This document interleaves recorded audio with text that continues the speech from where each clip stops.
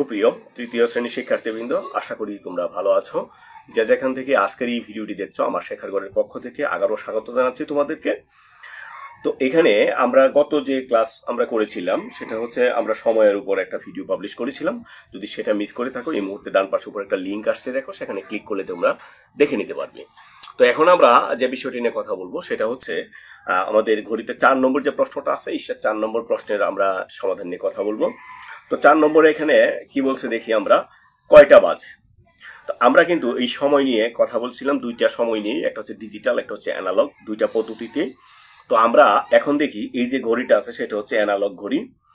সেটা আমাদের এরকম হাতেও দিতে পারি, এইরকম ঘড়ি হাতেও আমরা ব্যবহার করি, আমরা আবার কোথায় দেওয়ালেও আমরা টানিয়ে রাখি, তাই না?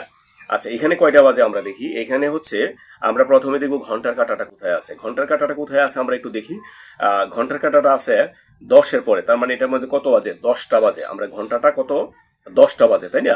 এখন দেখি আমরা মিনিট কোথায় আছে। মিনিট আমরা দেখি এখানে মিনিটটা যদি একটু তোমরা একটু আমি জুম করে দিচ্ছি, বা তোমাদের বইটা যদি হাতে থাকে, এখানে দেখো মিনিটটা হচ্ছে এই যে ফুটা কয়টা আছে 12-র পরে, 1 2 3 4 5 6 7 8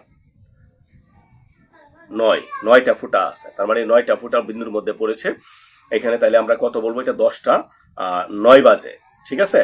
আর আমরা ডিজিটাল ঘড়ির ব্যাপারে আমি বলেছিলাম, বাম পাশে যেটি দেখবে সেটি ঘন্টা, আর যদি দুইটা থাকে আর কি, আর ডান পাশে যেটি থাকবে সেটি হচ্ছে মিনিট। এখানে দেখো বাম পাশে আছে 10 আর ডান পাশে আছে 20, তার মানে কত বাজে? 10টা 20 মিনিট বাজে, ঠিক আছে? এখানে আমাদের বহুল প্রচলিত, সবার প্রত্যেকের মোবাইল আছে, মোবাইলের স্ক্রিনে আমরা এটা দেখতে পাই। মোবাইলের স্ক্রিনে আমরা কি দেখতে পাই? ওই যে ডিজিটাল যেটা আছে সেটাই এখানে আছে। এই বাম পাশে আছে ঘন্টা আর ডান পাশে আছে এটা মিনিট। তাহলে এটা কত বাজে? 12টা 55 মিনিট। আচ্ছা, এটা হচ্ছে আমাদের এখানে আমরা কয়টা বাজে সেটা আমরা বললাম। তো এখন আমরা যেটা দেখবো সেটা হচ্ছে 5 নম্বর। এই 5 নম্বরে যেটা আছে যদি আমরা একটু খেয়াল করি, 5 নম্বরে বলছে সঠিক উত্তরটিতে টিক চিহ্ন দিই। আমরা এখন কি করব? সঠিক যে উত্তরটা আছে এই সঠিক উত্তরে আমরা টিক চিহ্নটা ব্যবহার করব। তো সঠিক উত্তরটা আমরা দেখি কি আছে এখানে। ঘন্টার কাঁটা মিনিটের কাঁটার চেয়ে ছোট, বড়। তাহলে ঘন্টার কাঁটা আমরা যে প্রিভিয়াস যে ক্লাসে বলেছিলাম, ঘন্টার কাঁটাটা ছোট হবে, মিনিটের কাঁটাটা এর চেয়ে একটু বড় হবে, আর সেকেন্ডের কাঁটাটা আরো লম্বা হবে, চিকন হবে। তাহলে ঘন্টার কাঁটা হচ্ছে মিনিটের কাঁটার চেয়ে ছোট। তাহলে আমরা ঠিক চিহ্ন আমরা এখানে ব্যবহার করব। মিনিটের কাঁটা একবার সম্পূর্ণ ঘুরলে 30 মিনিট হয় নাকি 60 মিনিট হয়? মিনিটের কাঁটাটা হচ্ছে যদি এখানে তোমরা দেখো, এখানে যদি তোমরা খেয়াল করো, এখানে হচ্ছে এই যে মিনিটের কাঁটাটা এখান থেকে টোটালটা ঘুরিয়ে আসলে, সেটা কিন্তু আমরা পূর্বে অনেক আলোচনা করেছি। মিনিটের কাঁটাটা যখন তোমার পুরোটা এখান থেকে ঘুরে আসবে, কত হবে? 60 মিনিট হবে। তার মানে আমরা এখানে কি দিব? মিনিটের কাঁটা একবার সম্পূর্ণ ঘুরলে সেটা হবে কি? সেটা হবে 60 মিনিট।